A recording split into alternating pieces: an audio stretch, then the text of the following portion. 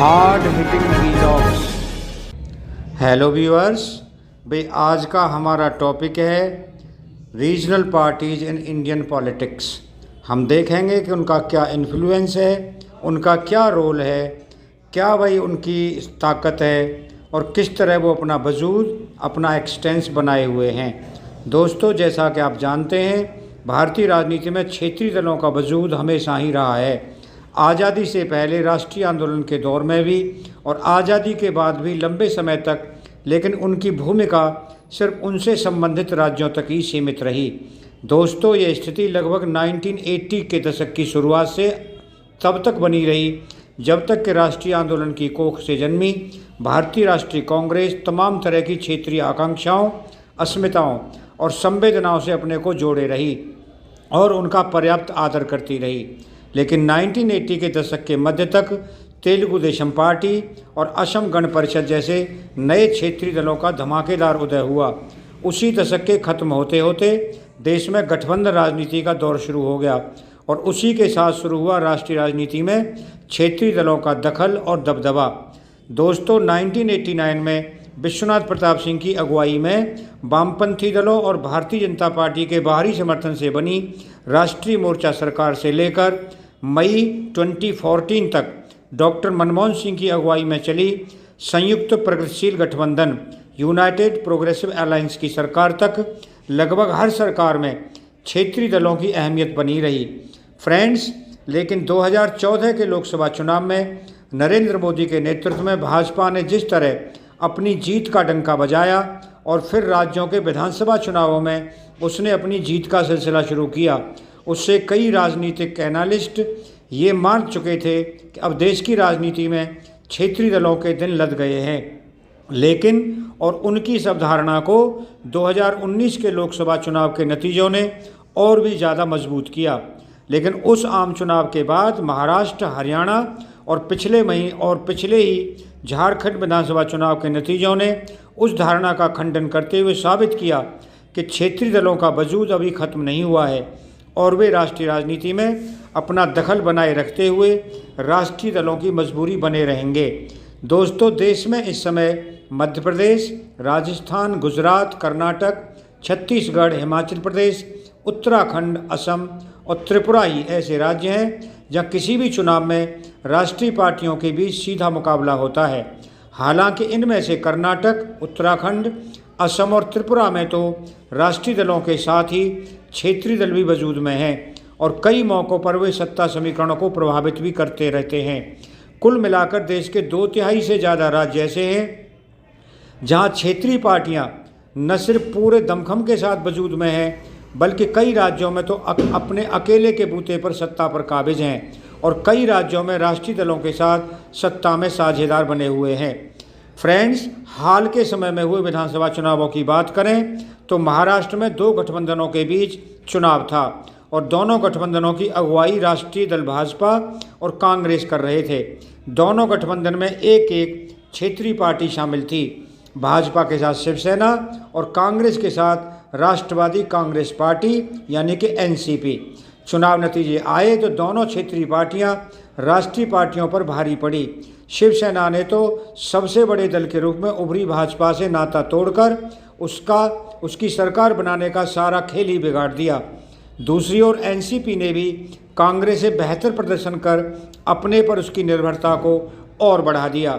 दोस्तों, हरियाणा में भी हालांकि भाजपा ने बहुमत से दूर रहने के बावजूद सरकार बना ली, लेकिन उसके लिए उसे राज्य के नवजात क्षेत्रीय दल जननायक जनता पार्टी जेजेपी को न सिर्फ सत्ता में साझेदार बनाना पड़ा, बल्कि उसकी शर्तों के आगे समर्पण भी करना पड़ा।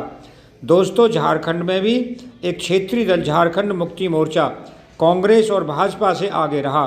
गठबंधन में कांग्रेस को उसका नेतृत्व कबूल करना पड़ा।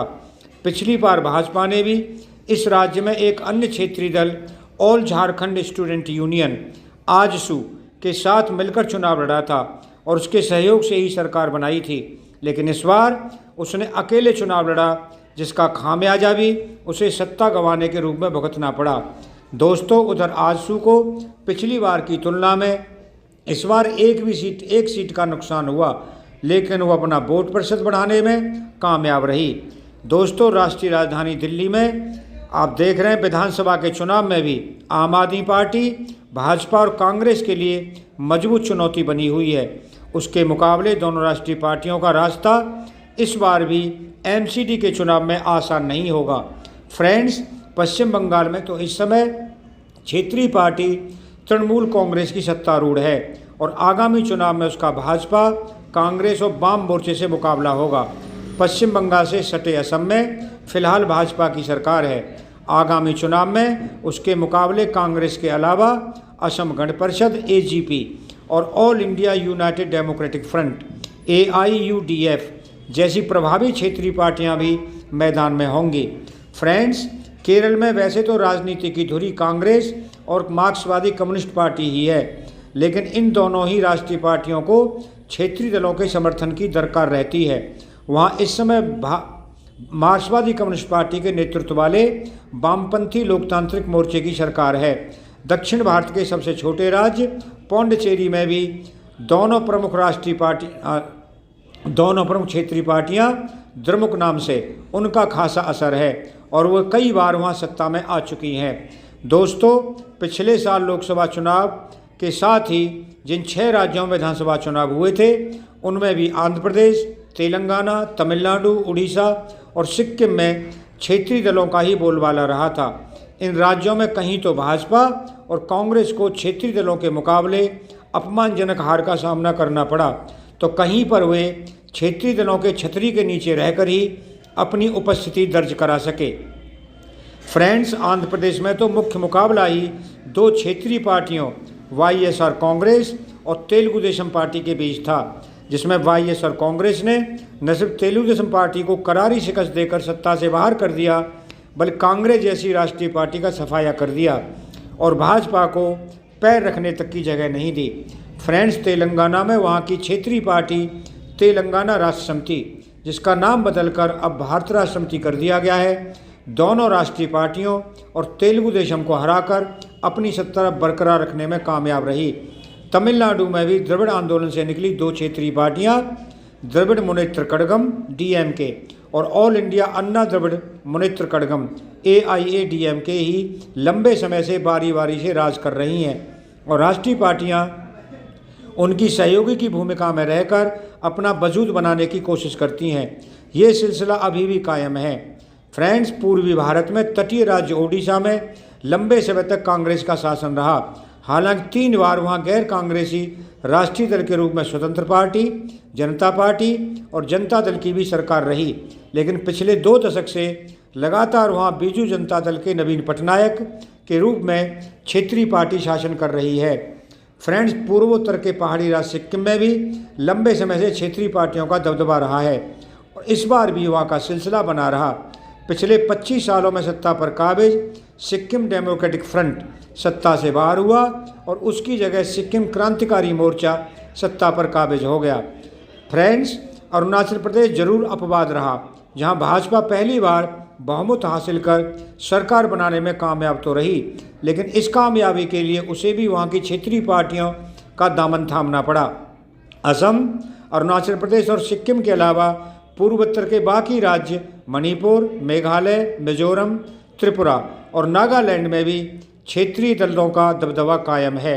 फ्रेंड्स, इन सभी प्रदेशों के अलावा सबसे अधिक लोकसभा और विधानसभा सीटों वाला राज्य उत्तर प्रदेश किसी समय कांग्रेस का मजबूत किला माना जाता था, लेकिन 1990 से लेकर 2014 के लोकसभा चुनावों से पहले तक वहाँ भी 2 क्षेत्रीय दलों समाजवादी पार्टी और बहुजन समाज पार्टी का ही दबदबा बना रहा।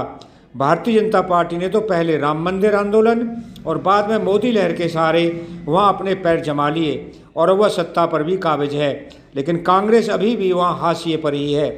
विपक्ष के रूप में वहाँ भी दोनों क्षेत्रीय पार्टियाँ ही भाजपा को चुनौती देने की स्थिति में हैं। दोस्तों, पंजाब की स्थिति भी उत्तर प्रदेश जैसी ही है। वहाँ भी राष्ट्रीय पार्टी कांग्रेस और क्षेत्रीय पार्टी अकाली दल के बीच मुकाबला रहा, लेकिन इस बार दोनों को पछाड़ते हुए आम आदमी पार्टी ने लैंडस्लाइड विक्ट्री कर और 92 सीट जीतकर 117 में से अपनी सत्ता कायम की। फ्रेंड्स, हाल ही में पूर्ण राज्य से केंद्र शासित राज्य में तब्दील कर दिए गए जम्मू कश्मीर में भी भाजपा और कांग्रेस की असरदार मौजूदगी के बावजूद राजनीति की धुरी वहाँ की क्षेत्रीय पार्टियों फारूक अब्दुल्ला की नेशनल कॉन्फ्रेंस और महबूबा मुफ्ती की पीपुल्स डेमोक्रेटिक फ्रंट पार्टी पीडीपी ही रहती है। महाराष्ट्र और कर्नाटक से सटे छोटे से तटीय राज्य गोवा में हालांकि मुख्य मुकाबला कांग्रेस और भाजपा के बीच रहता है, लेकिन कई छोटी छोटी देश क्षेत्रीय पार्टियां दोनों राष्ट्रीय पार्टियों के बीच सत्ता समीकरण को प्रभावित करती रहती हैं। दोस्तों भाई, मेरा तो अपना ये आकलन है और क्लोजिंग रिमार्क्स मेरे ये हैं कि भारत जैसे बड़े लोकतंत्र और विविधता से भरे देश में इतनी अधिक क्षेत्रीय पार्टियों का होना कोई अचरज की बात नहीं है, क्योंकि इससे लोकतंत्र और ज़्यादा मजबूत होता है। मगर अफसोस की बात यही है कि ज़्यादातर क्षेत्रीय पार्टियां व्यक्ति आधारित हैं और एक व्यक्ति या उसके परिवार से संचालित हो रही हैं। यह स्थिति लोकतंत्र को कमज़ोर करने वाली है। दोस्तों, अगर आपको वीडियो पसंद आया हो तो आप चैनल को सब्सक्राइब करें, वीडियो को लाइक करें, ज़्यादा शेयर करें। आप लोगों का बहुत बहुत धन्यवाद। Thank you very much.